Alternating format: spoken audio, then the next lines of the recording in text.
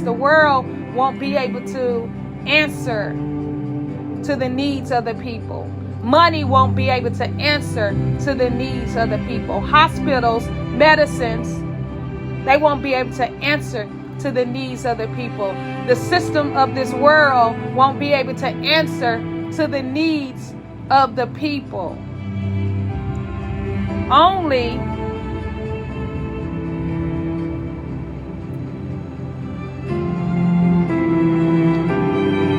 who God is cultivating you to be, and those that He is calling to be His storehouse agents, would be the answers.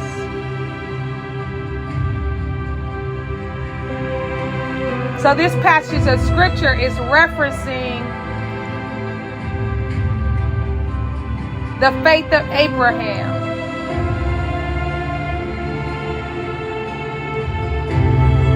Abraham was asked by God to sacrifice his only son. Just imagine having to sacrifice your child.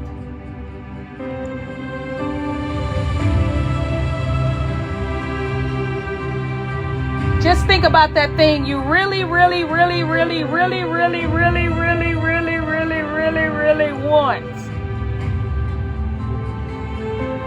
And if you heard God say, I want you to sacrifice that thing.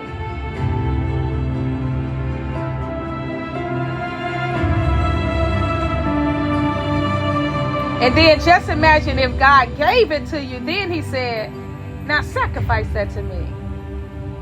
Help me, Holy Ghost.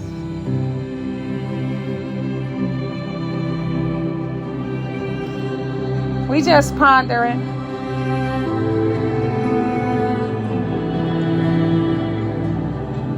Would you be really able to do that?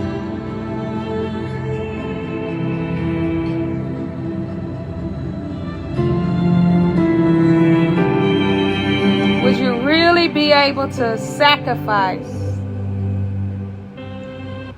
that thing that you really wanted from God?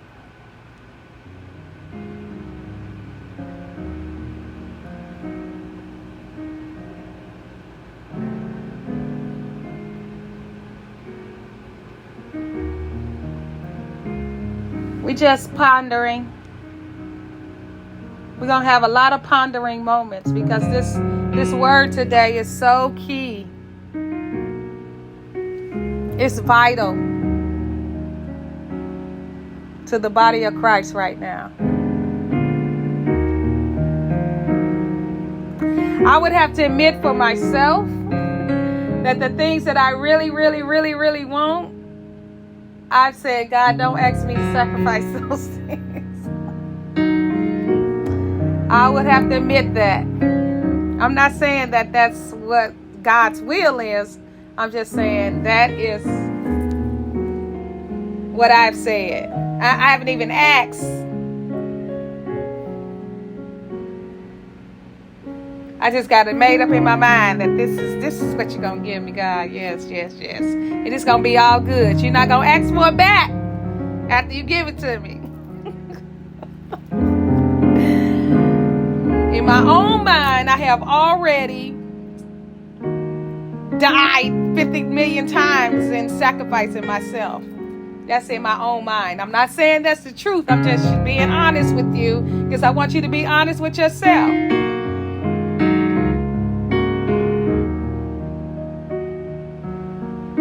Could you really be Abraham and sacrifice your only son?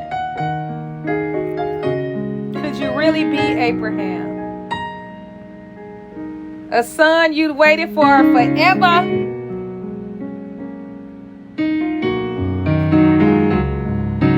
And God said, go sacrifice that son. Now, despite how agonizing this must have felt, Abraham was obedient to God.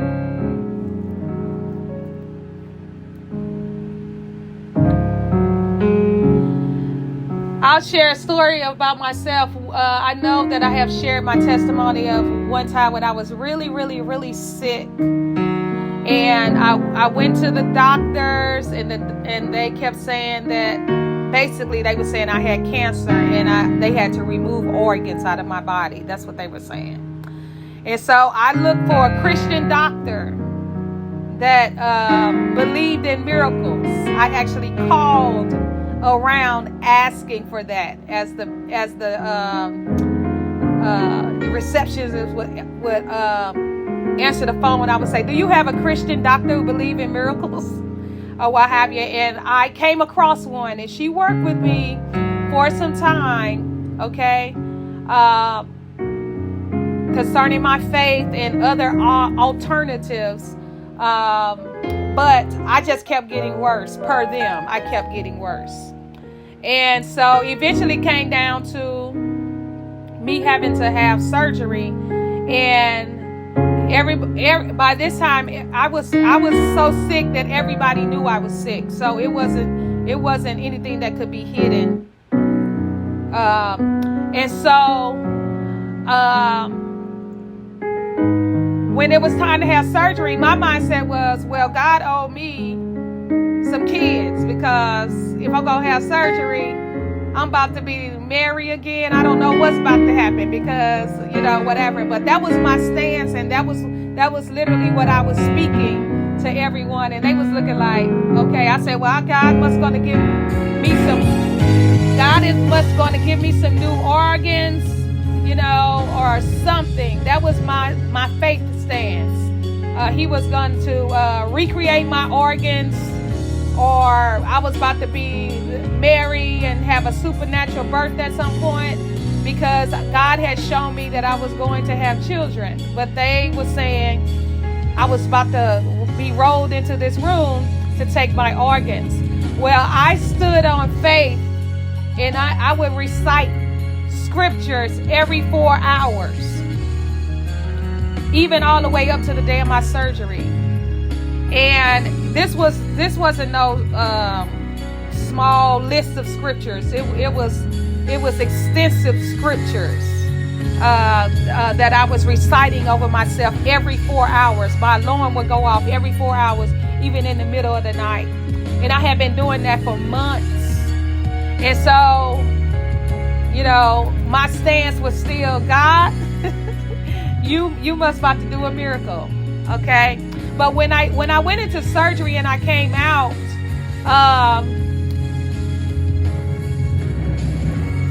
I woke up in a panic. And so they calmed me down and wheeled me back to my room. But when I went to my room, everybody was rejoicing. And my room was full, because they put me in a birthing room. And I don't know if you've ever been in a birthing room in the hospital, but it is huge, because in a birthing room, you literally are put in this tub and you birth your baby in the tub. So it's not like a regular birthing room where if you were going to have a baby, it would just be a small room or whatever. If you say you want to have a baby, I guess in a tub of water or whatever, then you're in this big old room. So it was all these people in the room. My family had came from out of town, and then my church family was there. They was in there shouting and praising God, and I'm looking like, how's y'all shouting and praising God? And I don't have any organs. I just had surgery. But the doctor came in and she told them to be quiet, because I didn't know when what had happened while I was in surgery. When I went to surgery, there was no cancer. My organs were alive, and literally they just pulled off some things off of my organs that were basically clogging them up, and just on and on and on. And so I still have my organs to this day. Okay. But that was a time of sacrificing, because I had to trust God. Okay. And I could have been like, oh, I'm not going to have no kids, yada, yada, yada, whatever. That was not my stance. And Amanda was in my life at the time. I'm not sure she want to unmute and share, but she's been in my life since she was 16 years old. So she was in my life at that time. And that was my stance. Okay. And that's what I was saying. Even the day of my surgery, I was laughing and joking and on and on and on. And everybody was looking at me like, you should be distraught. And I'm like, God be God, or whatever. I didn't know what God was going to do, but I was just like, well, God told me this. And so that was my stance. And people was like telling me, oh, you can adopt and things like that. And I was not hearing that. I was just basically like, God gonna recreate my organs. I'm about to be the new Mary, something, whatever. That was my stance. So what is your stance if God asks you to sacrifice something? Because in that moment, I had to make a sacrificial decision. And I had to trust God. Because the doctors were saying my organs was dead. And they were saying I had cancer. When they opened me up, I didn't have no cancer. And my organs was not dead. Okay. I even had a week and a half in between surgery that some things were happening in my body. And I was calling and saying, this is happening, that is happening. They was like, oh, your body is in trauma response. Those organs are dead. They're not working, what have you. And I'm just like, I believe God. So I just kept quoting my scriptures every 4 hours or what have you. Okay. And so what is your faith stance? When you have to put that thing that you really love in God's hands and trust him to make a decision about it. Oh, that's an altar call. We all need to. That's an altar call. Help us, God. How we doing? Anybody on stage have any thoughts before I go on? It got so quiet in the spirit, so I'm just trying to see where we are. Where we are. Everybody good? We on the altar. Yes, that's where we are. This has been a powerful word.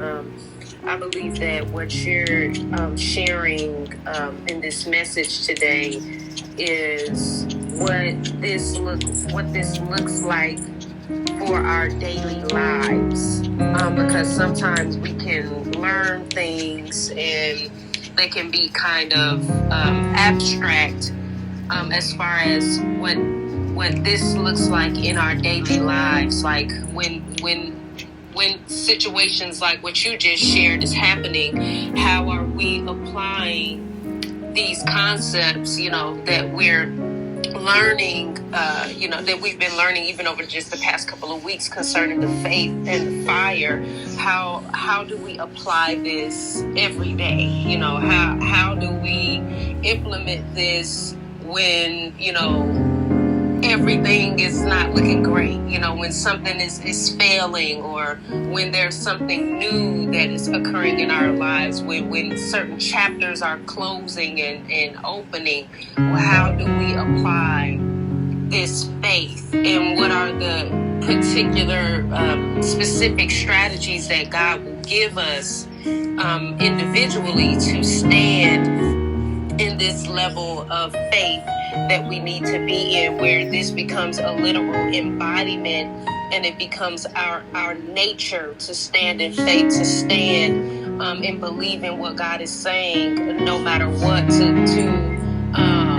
to not give in to compromises, even like you were sharing, maybe she can adopt instead, but that's not what God said. And so what you're sharing today is shifting us up to a greater level of this being a lifestyle, where it's not just something that we do in certain situations, or we just have a season of faith, or this, that, or the other, but we are postured in faith, being on fire, us being in the fire of God as a lifestyle, where anything that would try to come in that is contrary to what God is speaking will be burnt up in that fire, because our faith is burning so strong. We are burning so strongly inside of the fire of God. So even as, the various people who are saying things to you, but but you were unmoved, and that's because of the level of fire, the intensity of the fire that you were in that season where those words was being burnt up. And they were being so burnt up to the point that God was doing a miracle that you didn't even know about behind the scenes. And so knowing that as we would stand in faith as a lifestyle, that God is honoring the faith that we're standing in by fortifying us and protecting us even from the lack of faith from the people that might be around us, or even the subtle times of lack of faith that we might have. God is fortifying us by this word as we will shift into embodying this as a lifestyle. And so I just wanted to share that. This has been an excellent word. Thank you so much for your report today, Apostle. I will yield. Yes, two things I wanted to share, and I really love your testimony, Apostle. One of the things I wanted to focus on was the fact that you didn't allow the time or the length of what you were going through to discourage you. Because I know for me and other people, a lot of times when we're waiting for the manifestation of something, we're waiting for God to move, we cannot allow the time or how long it's taking to discourage us from what God has said. But the truth of what He said never changes, no matter how long it takes. And we can find that in so many different scriptures. I mean, with Lazarus, it was days that Jesus waited while he was still dead, but the truth was he was going to raise again. And so being in a place where I'm so fixed on what God has said, it doesn't matter how long it's taking. What He said is still going to happen. Just like the prophets in the Old Testament, they would prophesy about the coming Messiah for years, but it got to the point where they never even saw it, but they still knew it's coming because God said so. And then the second thing I love is that you stewarded your faith in the midst of your trial by quoting those scriptures every 4 hours. And I think that's a very key point, is to steward your faith the entire time while you're waiting, because when you don't steward something, it's gonna die. And I know for me, there's been plenty of times where I've been waiting on God to do something, but I got so fixated on I'm just waiting on God. But what am I doing to steward my faith in the process? And so as I'm just waiting, my faith is dying because it's not being stewarded well. And so that was just two things I wanted to share, and I yield my mic. That's powerful. Blessings, Apostle. Go ahead.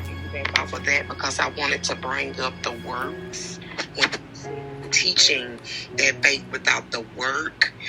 The key thing that in your testimony that you did, the work was you every 4 hours you were diligent about quoting those scriptures that help build up your faith, and that was a key element to steward you. So I love how Anthony brought that up, and I was registering that with the works that you were speaking of in the teaching. I'll yield.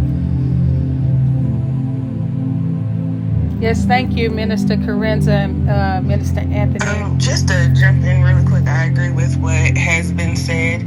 But one of the things that comes to mind, even though I've heard the story several times and was there as well, is the fact that it wasn't just when you did those things, and like Nina said, there were people who their faith was underneath and trying to put you in a compromising position, but at the same time, that allowed their faith to increase, which was also you building the enterprise to govern and come into a different space of faith.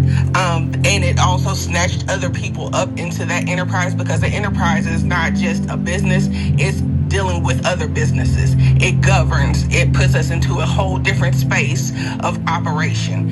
And so when you were in that place, even though it felt personal, it was a place of governance. It was shifting you to another place of being able to occupy just the spheres and regions of influence that you were sent and called to be. So it was beyond the scope of what we thought at the time. I would say that. So I wanted to share that. Oh, I just have one more thing to share. that was so good. Everybody's takeaways are so excellent. But one of the things that was brought to my attention, even as Amanda was sharing, is that, we are the governors of our lives unto death. And so when you think of who God has called you to be and the seat that he has placed you in, and everything that he has called you to do, I think sometimes when we think of those things, we want to operate from a place of, well, I am the governor, I'm the prophet, I'm the intercessor, I'm this, that, and the other when I'm on the platform or when I'm in ministry or when I'm doing these things. But what are you doing when you don't have a pulpit? What are you doing in the secret place? Either when people are around watching and observing or when no one is around. What is your faith stance when nobody is around to watch but your family members, your wife, your children? You have to be in that position and be the governor regardless of how you feel, regardless of what you have lost through death, through grief, through sickness, through health. Regardless of what's going on, faith postures you to be the governor in every situation. And so when we think about that, I think that really does go back to what Apostle Nina was sharing in regards to making this a daily lifestyle. This type of governance and faith is not reserved for miracles. It's not reserved for just the big things in life where we want to contend for breakthrough. This is our everyday posture. This is our posture at work. This is our posture at Walmart. This is our posture on the streets. Wherever we're going, whatever we're doing, this should be our faith stance. And so I just love how Apostle lived from a place of governance. I don't even know if she was aware that she was an apostle at that time. But whatever God had put in her enterprise, her stance, her faith stance, her knowing her seat, her being aware of who she was, that did not change because of her pain and suffering. And so we have to be aware of who we are. We have to be aware of what God said. And we have to be postured in a place where we have built up faith that endures through the seasons and through every trial and tribulation, where it is not snatched up or where it does not die, like Anthony had said, when we're not stewarding or governing it properly. So that just blessed me, and I wanted to share that. Thank you all for sharing.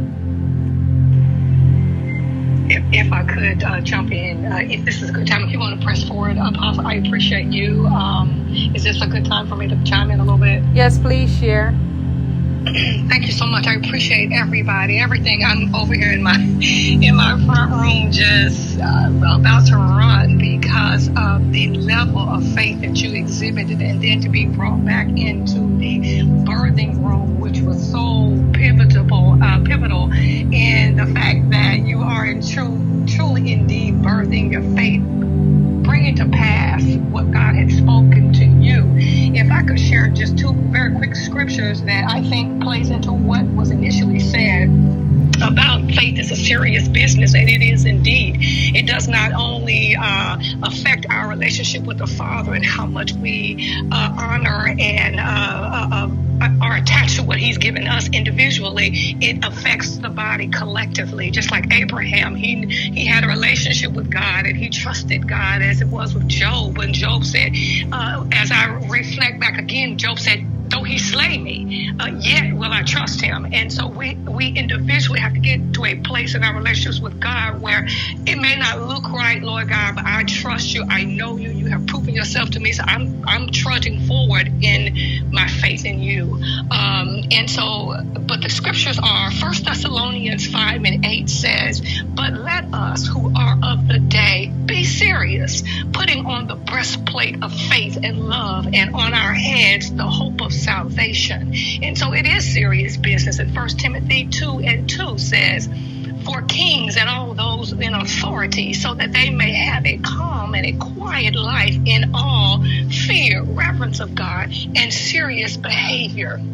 Because I think a lot of times when we operate in that level of faith, Apostle, which you just described, it does indeed pull other people up. When Amanda, when she said the enterprise, it affects everything and everyone that's around us, those observers who may not believe, but then they see it happen. And then those who do believe, but maybe their level of faith, the measure of faith where they are, may not be there yet. It takes them from faith to faith, glory to glory, line upon line, precept upon precept. We're all getting pulled up. And so I appreciate it, and I yield my mic.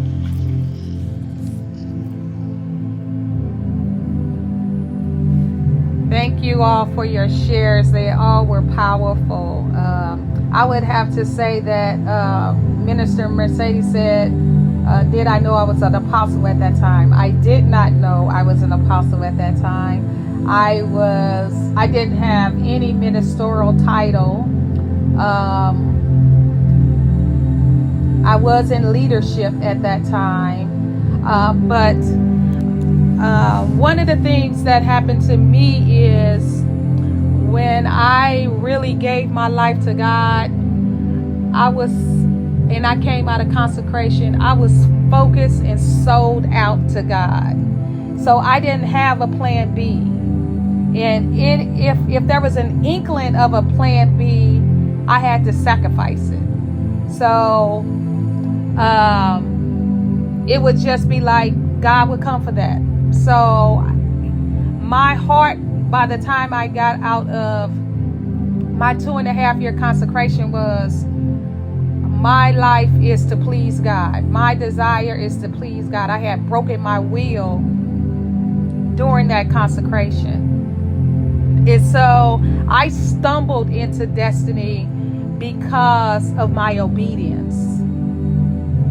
It wasn't because, I had a clear vision like those that I am able to mentor today and give them vision for their destiny. I didn't have that. I wish I would have, but I didn't. And so I stumbled into my destiny through obedience. I was so fervent in doing what God said and not wavering from that,